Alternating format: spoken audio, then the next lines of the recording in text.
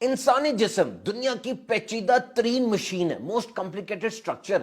10 اس میں سسٹم کام کر رہے ہیں. یہ اسکیلیٹل ہڈیوں کا، یہ ہضم کا، ڈائجسٹو ہے، سانس کا، اور 78 آرگنز ہیں، مختلف عضو، آنکھ، جگر، گردہ، دل، پھیپڑا، اور 5.6 لیٹر خون گردش کرتا ہے پورے جسم میں، اور دن میں 12,000 میل کا سفر طے کر لیتا ہے. اور 37 کھرب خلیے انسان کے جسم میں سیلز ہیں.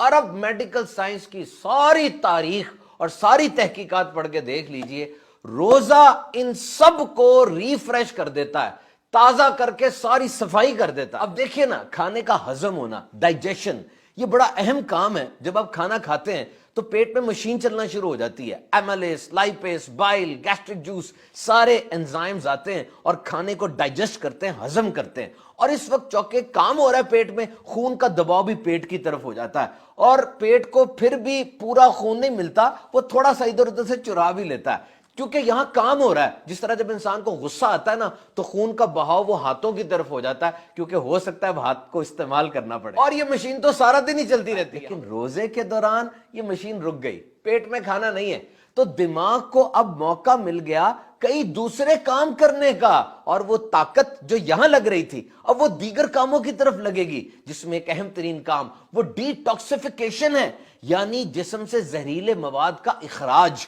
اور یہ جاپنیز سائنٹسٹ یوشیموری اوسومی کی جو تحقیق ہے، لائزوسوم ری سائیکل، کہ اتنی مشین جب چلتی ہے اس میں فاضل مواد، ٹاکسک مٹیریل، زہریلی چیزیں پیدا ہوتی ہیں نا، گند پیدا ہوتا ہے. ایک تو یہ کہ وہ گند نکل جائے، اور روزے کے اندر ایک اسپیشل ری سائیکل مشین ایکٹیویٹ ہو جاتی ہے. اور وہ کیا کہ یہ فاضل اور گندا مواد یہ فائدہ مند چیز میں تبدیل ہو جاتا ہے. اور ویب ایم ڈی میں پبلش ایک آرٹیکل کے مطابق یہ جو ڈسپلنڈ ہنگر ہے، نظم و ضبط کے ساتھ، کہ ذہن بنا ہوا ہے صبح کھاؤں گا، پھر پیک آورز میں بھوکا رہوں گا، پھر آخر میں کھاؤں گا، اس حالت میں جسم میں جو خون گردش کر رہا ہے نا آپ کا، اس میں گند کم سے کم ہے، صاف خون گردش کر رہا ہے. اور یہ صاف خون کی سپلائی جب برین کو ملتی ہے، کلینر تھاٹس، بیٹر میموری اور انکریز شارپنس، یعنی پریشان کن نہیں بلکہ اچھی سوچیں آئیں گی، میموری، یادداشت تیز ہوگی، اور انسان کی کریٹیوٹی، کچھ نیا سوچنے کا اس کو ملے گا. اور یہ تو بالکل کلیئر ہے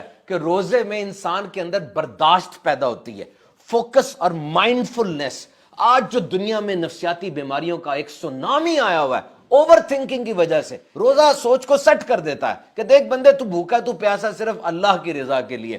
مائنڈ سیٹ ہو گیا، فوکس سیٹ ہو گیا، اور اب یہ اچھلتا کودتا دماغ وہ بیلنسڈ اپروچ میں آ جائے گا، اعتدال کے اندر آ جائے گا. اور اب جو دنیا میں 2 ارب سے زیادہ لوگ اوور ویٹ ہیں، ان کا وزن زیادہ ہے یا خطرناک حد تک زیادہ ہے، تو دیکھیے under proper medical guidance fasting can prove to be an effective, surest and easiest way to shell out excessive fats with an acceptable amount of side effects.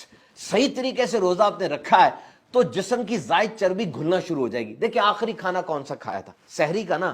9-10 بجے تک اس کی طاقت ملتی رہی، اس کے بعد طاقت تو چاہیے، کھانا نہیں ہے، تو جسم میں جو زائد چربی ہے وہ گھلے گی تاکہ انرجی ملے. اگر ایسا ہوا کہ جناب افطاری میں کھانا کھایا اور پکوڑے، سموسے، دہی بلے، فروٹ چاٹ، بہت کچھ کھایا، اور تھوڑی دیر بعد کہا کھانا لائیں، تو پہلے والا کیا تھا؟ وہ تو افطاری تھی، کھانا تو اب کھائیں گے، اور اس کے بعد رات کو پھر سحری میں. یعنی سحری میں اس لیے زیادہ کھا رہے ہیں کہ سارا دن بھوکا رہنا ہے، اور افطاری میں زیادہ کیوں کھا رہے ہیں کہ جی سارا دن بھوکے رہے ہیں. تو اگر اس طرح کریں گے تو ڈیزائربل ویٹ لاس نہیں بلکہ انڈیزائربل ویٹ گین ہو جائے گا، وزن کم نہیں بلکہ وزن زیادہ ہو جائے گا. تو واقعتاً یہ neuro protective, cardio protective, brain protective, پورے جسم کے ایک ایک عضو کی. اور واقعی روزے میں تو شفا ہے، کیونکہ اللہ کے پیارے اور آخری نبی صلی اللہ علیہ وسلم نے ارشاد فرمایا، روزہ رکھو تندرست ہو جاؤ گے.